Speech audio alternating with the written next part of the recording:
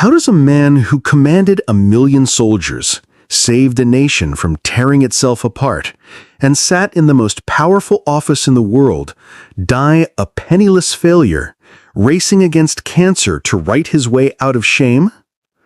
The face of Ulysses S. Grant is etched into American identity, staring out from the $50 bill, a symbol of stoic, unyielding strength.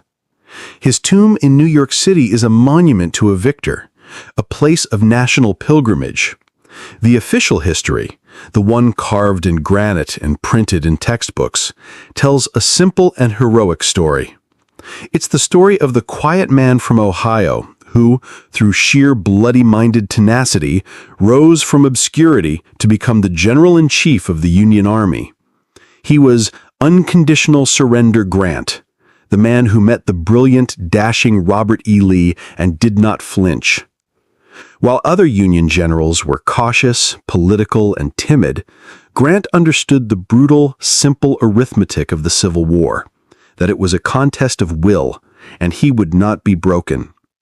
He hammered away at the Confederacy, absorbing horrific losses at Shiloh, Vicksburg, and the Wilderness, earning the ugly name The Butcher from his enemies and even from some in his own government.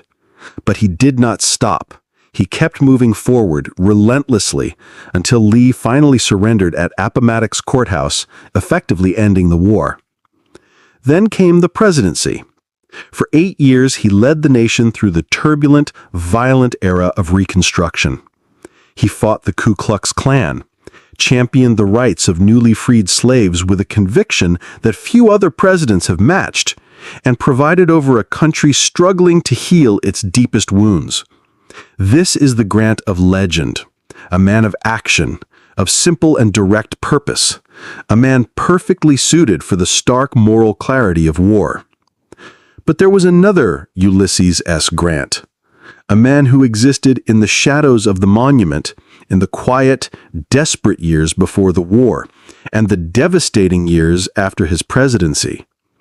This was a man allergic to the quiet complexities of peace. Before the war, his life was a litany of failures.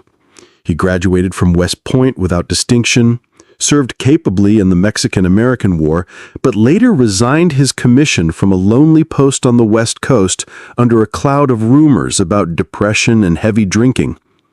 He tried his hand at farming on a small plot of land his wife's family gave him, naming it Hardscrabble. The name was prophetic. He failed. He tried selling real estate. He failed. He was reduced to selling firewood on the streets of St. Louis, a grim figure in a faded army coat. Finally, in humiliation, he was forced to take a job as a clerk in his father's leather goods store, working for his own younger brothers. He was nearly 40 years old, a man adrift, haunted by a quiet but profound sense of his own inadequacy in the world of commerce and civilian life. The war, in a strange and terrible way, was his salvation. The chaos and violence of the battlefield was a world he understood. The objective was clear: win. But what happens when the war is over? What happens when the hero must once again become a citizen? After 2 terms as president, Grant was not a politician. He was a global celebrity, the living embodiment of the American victory.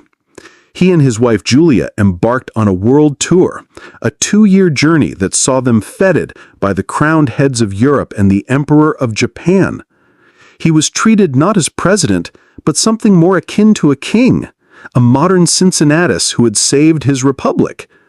This was the absolute zenith of his life. He was respected, beloved, and financially secure for the first time. Standing on the world stage, honored by Queen Victoria and Otto von Bismarck, it must have seemed that the ghosts of Hardscrabble had been banished forever. But they were only waiting, and a new kind of enemy, far more insidious than any Confederate army, was waiting for him back home in the glittering, corrupt world of New York finance. When Ulysses S. Grant toured the world, European leaders and aristocrats didn't quite know what to make of him. They were accustomed to monarchs and generals who carried themselves with pomp and imperial grandeur. Instead, they met a quiet, unassuming man who slouched in his chair, spoke in plain, direct language, and seemed perpetually uncomfortable with the lavish praise being heaped upon him. Germany's Iron Chancellor, Otto von Bismarck, a man who understood power better than almost anyone, was fascinated. He expected a military genius of grand theories and strategic pronouncements. He found, as he later remarked, a man of profound simplicity and common sense. In England, where his butcher reputation had preceded him, the press and public were surprised to find not a brute, but a humble figure who seemed genuinely moved by the welcome he received. Queen Victoria found him modest and dignified.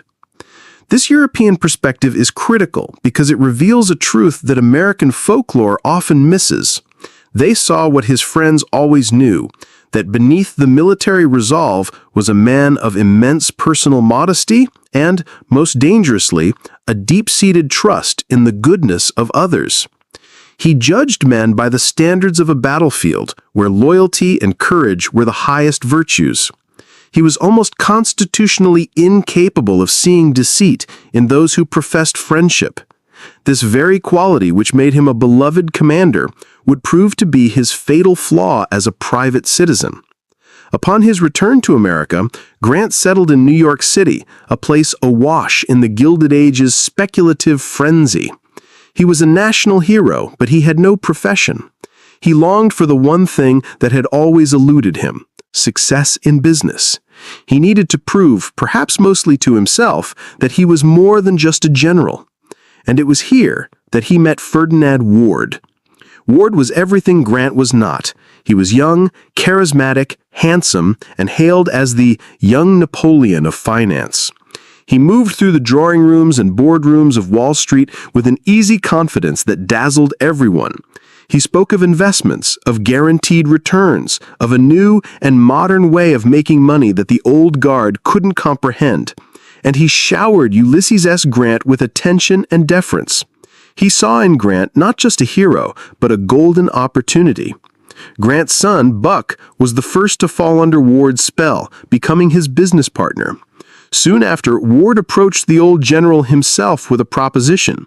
He wanted to form a new brokerage firm, Grant and Ward. Ward explained that he would handle all the complex financial operations. All he needed from the general was his name and his capital. The name Grant was more than just a name. It was the single most trusted brand in America. It stood for integrity, honesty, and victory. The idea was irresistible to Grant. Here was a chance to finally achieve the financial success he craved, guided by a young genius who clearly admired him. He wasn't just investing, he was building a legacy for his children. He invested his entire life savings into the firm, over $100,000, a massive sum at the time. He encouraged his family, his friends, and old Army colleagues to invest as well, personally vouching for Ferdinand Ward's brilliance. In the unwritten folk narrative of Wall Street, there are always two characters, the wise old wolf and the unsuspecting sheep. In this story, America's greatest general became the sheep. He would visit the firm's offices, and Ward would put on a show for him, speaking of phantom contracts with the government and massive profits that were just around the corner. The books were cooked, the profits were imaginary. Grant and Ward was, in reality, a Ponzi scheme.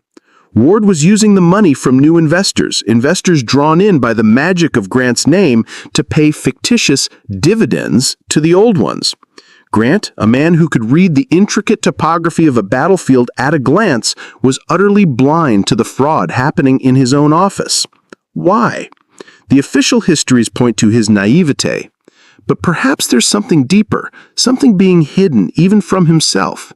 A man haunted his entire life by the failure of hardscrabble might not just be naive, he might be willfully blind. He wanted to believe in Ferdinand Ward. He needed to believe that this world of finance, which had always mystified and defeated him, could finally be conquered through a trusted lieutenant, just as the Confederacy had been.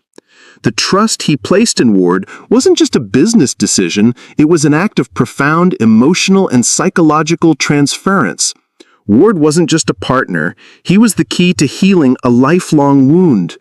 For a few years, the illusion held. The Grant family lived in luxury, believing themselves to be fabulously wealthy. The general was content, believing he had at last secured his family's future. But the foundation of their prosperity was pure fiction, and on Wall Street, no fiction can last forever. The collapse came on a single day in May of 1884, a day that would become known on Wall Street as Grant's Black Friday. Ferdinand Ward's pyramid of lies finally crumbled. The phantom contracts were exposed, the banks called in their loans, and the firm of Grant and Ward imploded spectacularly. The young Napoleon of finance was revealed to be nothing more than a common thief. For Ulysses S. Grant, the blow was catastrophic. He wasn't just ruined, he was personally and publicly humiliated. He, the hero of Appomattox, the two-term president of the United States, had been played for a fool. He had not only lost his own money, but the savings of his children, his relatives, and the old soldiers who had trusted him. The shame was a heavier burden than any he had ever carried. He was 62 years old, and he was left with exactly $81 to his name. The press, which had once lionized him, now chronicled his ruin with a kind of morbid glee. The man who had been feted by queens and emperors was now a cautionary tale, a symbol of how even the greatest American could be undone by the treachery of Wall Street. It was in the midst of this profound despair that the final enemy revealed itself. Grant had been feeling a sharp pain in his throat for months. He finally saw a doctor, and the diagnosis was a death sentence: terminal throat cancer. He was dying, he was broke, and he was disgraced. This, it seemed, was the pathetic final chapter of a great American life. But the diagnosis ignited one last spark of the old battlefield commander. His objective, for the first time in his life, was not victory, but simple solvency. He could not leave his beloved wife, Julia, destitute and dependent on the charity of strangers. There was only one asset he had left: his story. Encouraged by his friend, the author Mark Twain, Grant agreed to write his memoirs. It would be his final campaign, a desperate race against the encroaching silence of death. The image of Grant in his final year is one of the most poignant in American history. He sat on the porch of a cottage in upstate New York, wrapped in blankets against the cold, a shawl around his throat. In excruciating pain, unable to speak above a whisper, he spent his days scribbling furiously on small pads of paper. The cancer was relentless, but his will was stronger. He was no longer commanding armies with orders, but memories with a pen. He wrote with the same clarity and unadorned honesty that had defined his military dispatches. He wrote of the war, of his strategy, of his men, of Lee, of Lincoln. He stripped away the myth and the politics and presented the conflict in its stark, human reality. He refused to glorify the slaughter, but he did not apologize for the grim necessity of his decisions. As he wrote, he was wasting away. The cancer was consuming him, but he would not surrender. He held on, day after agonizing day, his hand moving across the page, his mind retreating back to the battlefields where he had been master of his fate. He finished the manuscript in July of 1885. He reviewed the final pages, laid down his pen, and just 4 days later, he was dead. The personal memoirs of Ulysses S. Grant was an immediate and massive success. Published by Mark Twain, it became a national bestseller, hailed as a masterpiece of military writing and a classic of American literature. It earned his family nearly $500,000, securing their future and rescuing his name from the shame of his business failure. The official story ends here, with a final, triumphant redemption.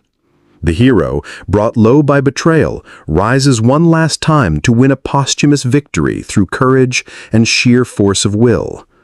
But a quiet, unsettling question remains. As he sat on that porch, dying, what was he truly fighting? Was it just cancer and poverty? Or was he fighting the ghost of hardscrabble, the lifelong feeling of inadequacy that no military victory could ever fully silence?